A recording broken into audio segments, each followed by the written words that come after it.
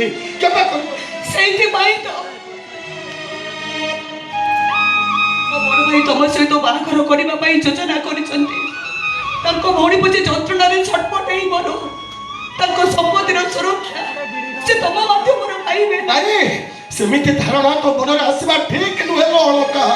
ଚୁପ୍ କର। କଣ ଗୋଟେ ତୁ ତୁ ହଉଛ? ତମେ ପୁରା ଜଣେ ମାଷ୍ଟର। ଏତିକି ସାଧାରଣ ଶିକ୍ଷା ତ ତମ ପାଖରେ ନାହିଁ। ଭଦ୍ରରେ ତମେ ପୁରା ସମ୍ପାଦନ କରିପାରୁନ। ଆଉ ଲ କଣ ଯେ କଣ ବାହାନ ଗୋଟେ ମନେ ମନେ ମାଇକ୍ ନା କରିନେଲ ନା କଣ? ଏଇ ଶୁଣ ବାହାଘର ପରେ ଲ ଆଲୋ କିଲ ମତେ ଆଦୌ କହିବନି କହି ଦଉଛି। ଭଦ୍ର ସମାଜର ଭଦ୍ର କଥା ଆପେ ଯାବେ ନୁହଁ। ଠିକ ଅଛି ତମେ ଯେମିତି ଚାହୁଁଛ ମୁଁ ଠିକ ସେମିତି ହିଁ କରିବି। ଏକର ଏକର ଜମି ଚାଷ କର। ତମେ ଜଣେ ମାଷ୍ଟର ଏ କଥା ଯେମିତି ମୁଣ୍ଡ ଭିତରେ ରଖିଥିବ। ରାସ୍ତାଘାଟରେ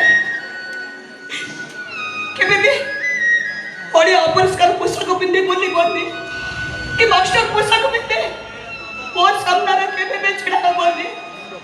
ମଫ ଭଳି ଲାଗିବ।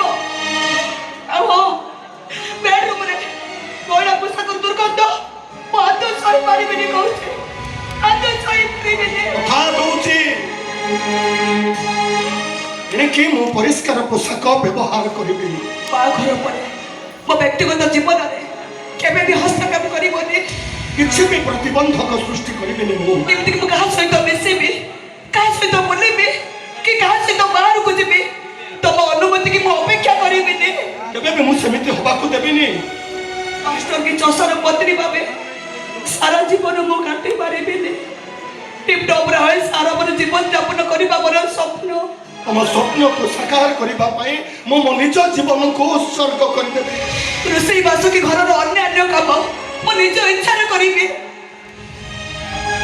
ଅପରିଷ୍କାର କାମ ମୁଁ ଜମା ବି କରିବିନି କହି ଦଉଛି। ମୁଁ କିଛି ତମ ଇଚ୍ଛାରେ ହବ ମୁଁ କଥା ଦଉଛି।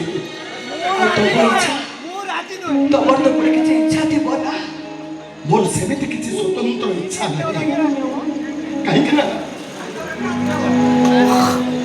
ପତ୍ନୀକୁ ଅତ୍ୟଧିକ ପରିମାଣରେ ଖୁସି ଦେବା ପତି ଧର୍ମ।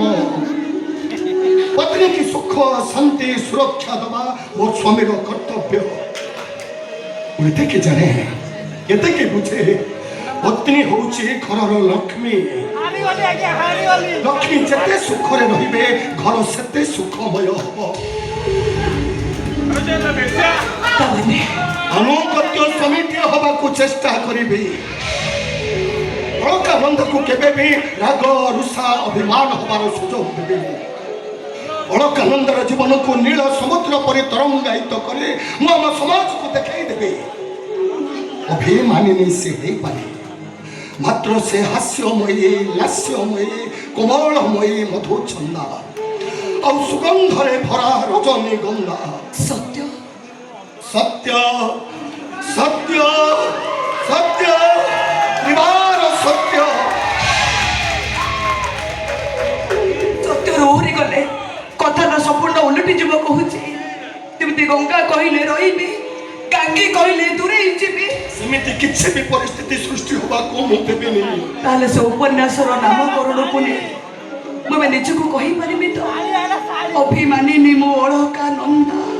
ଥାଉ ଥାଉ ଏତେ ଆଉ ଭୁଲେଇ ହନା।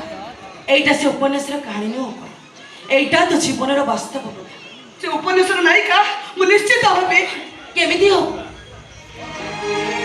বইটাকে তো সম্পূর্ণ পড়ানি কম মনে মনে ହେଇଯିବ। ଆଉ ଗୋଟେ କିଣି ଆଣି ପଢିଦେବି। ହଉ ଏତେ ସପନକୁ ରାତି ଥିରେ ହେଲା। ହଉ ନେ ଏ ସର୍ବଟା ତ ଭାବି ସମୟକୁ ପିଆଇ ଦେ। କାଇଁ ତୁ ଦେଇନୁ? ତୁ ତ ଭାବି ସାରେ ତୁ ଦେଇଦେ। ସେସବୁ ମୋ ଦ୍ୱାରା ହେଇପାରିବନି। ତାହେଲେ ମୋ ଭିତରେ ଅଭିମାନ ଆସିଯିବ। କାହିଁକି ନା ଅଭିମାନିନୀ ମୁଁ ଅଳକାନନ୍ଦା। জীবনর উপন্যাস বহি পড়ু পড়ু রহিগলা।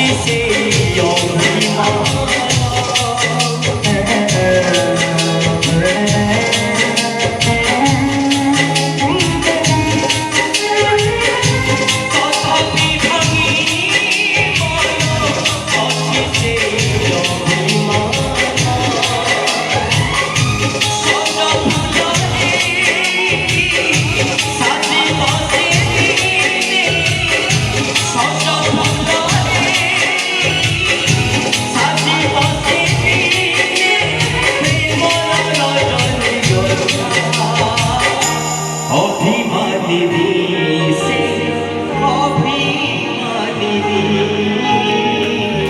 ଅଭିମାନିନୀ ସେ ଅଳକାନନ୍ଦା ଅଭିମାନିନୀ ସେ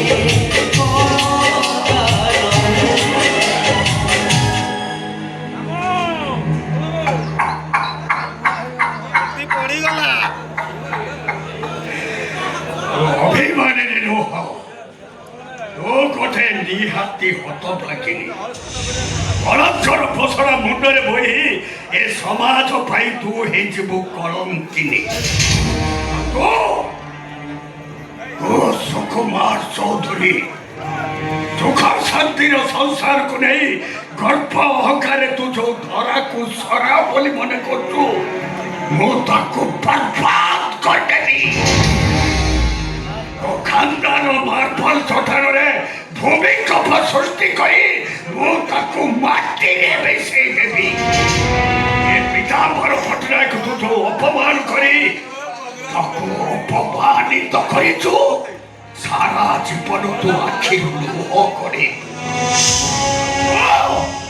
ମୁଁ ଖାଲି ମନ ଖୋଲା ହସ ହସୁଥିବି ମନ ଖୋଲା ହସ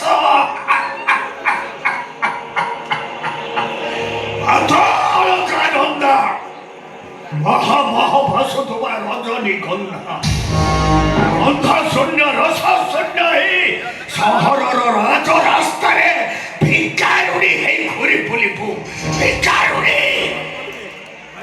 ହେଲେ ମୋ ଭବିଷ୍ୟତରେ ତ କଣ ହବ ମାମୁଁ ମୋ କଥା ତ ଠିକ କିନ୍ତୁ ମୋ ଅପମାନର ପ୍ରତିଶୋଧ ମୁଁ ଖୁବ ଭୟଙ୍କର ଭାବରେ ନେବି ହେଲେ ମାମୁଁ ମତେ ଗୋଟେ କଥା ବୁଝେଇ ଦିଅ ବର୍ଷ ବୁନିଆ ଖାନଦାନ କୋଉ